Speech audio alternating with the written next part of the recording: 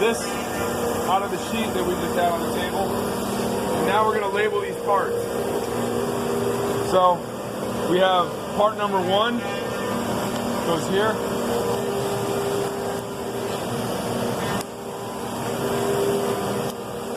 Part number 2, just label them corresponding to the page.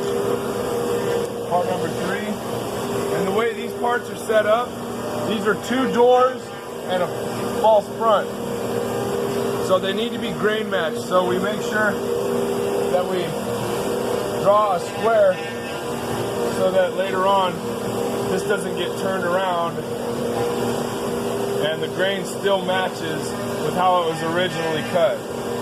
So they know how all these parts go together.